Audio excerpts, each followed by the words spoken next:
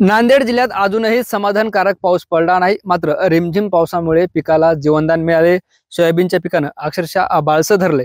मात्र असं असलं तरी आता यावर जे आहे ते आळ्यांनी अटॅक केल्यामुळे हे सोयाबीनचं पीक सुद्धा धोक्यात आलं आहे। आपण बघतो या ठिकाणी काही आळ्या या ठिकाणी आपल्याला पाहायला मिळत आहेत आणि हेच जे आळ्या आहेत ते कवळं सोयाबीन कुरतडत असल्यामुळे या सोयाबीनची वाढ कुठली आहे। अक्षरशः अनेक झाडं जे आहेत ते या आळ्यांच्या भक्षस्थानी पडले आहेत। त्यामुळे शेतकरी पुन्हा एका नव्या अडचणीत सापडल्याचं चित्र आपल्याला पाहायला मिळतं। खरं तर महागड्या फवारण्या या सगळ्यासाठी शेतकऱ्यांनी केल्या होत्या।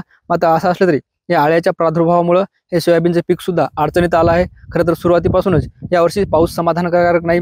सुरुवातीला मान्सूनपूर्व पावसाने हजेरी लावली, नंतर मान्सून सुरू होऊनही समाधानकारक पाऊस पडला नाही। मात्र शेतकऱ्यांनी अशा परिस्थितीत सुद्धा पेरण्याचा जुगार सुरू केला आणि आता हे पीक आपण भरताना पाहायला मिळतो। या ठिकाणी गेल्या काही दिवसापूर्वी पेरलेलं सोयाबीन आहे।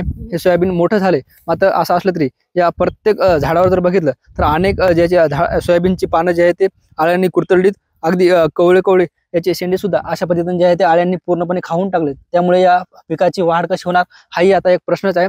अशा पद्धतीने जे आहे ते सोयाबीनवर मोठ्या प्रमाणात आळीचा प्रादुर्भाव झाल्याचे चित्र आपल्याला पाहायला मिळतं। खरं तर पावसामुळे या पिकाला नवसंजीवनी मिळाली होती, जीवनदान मिळालं होतं। मात्र अशा पद्धतीत आळ्याने जे आहे ते याच्यावर अटॅक केल्यामुळे हे सोयाबीनचं पीक सुद्धा आता धोक्यात आलं आहे। आपल्यासोबत शेतकरी आहेत, काय सांगाल, काय नाव आहे ज्या पद्धतीनं सोयाबीनवर आळ्यांनी अटॅक केला, यामुळे काय परिणाम होऊ शकतो?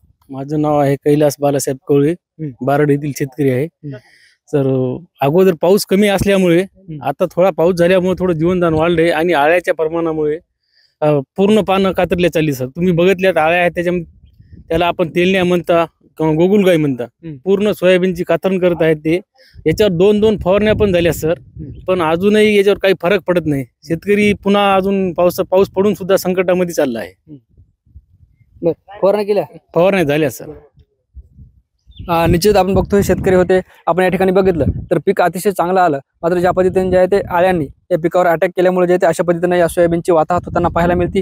हे काही झाड आपण या ठिकाणी पाहतोय, या सोयाबीनच्या संपूर्ण झाडाची पानं आहेत ते आळ्यांनी जे ते कुरतडलीत। यामुळे जे आहे ते महागड्या फवारण्या करूनही शेतकऱ्यांच्या हाती आता काय लागणार आहे हाही प्रश्नच आहे। एकंदरीत पाऊस समाधानकारक नसला तरी रिमझिम पावसात जे आहे ते ही पिकं डोलताना पाहायला मिळतात। मात्र जे ते किडीच्या प्रादुर्भावामुळे पुन्हा हे सोयाबीनचे पीक धोक्यात आलं, त्यामुळे शेतकऱ्याला एका नव्या संकटाला सामोरं जावं लागणार आहे। ज्ञानेश्वर लोंढे, TV9 मराठी, तोरणा तांडा, नांदेड।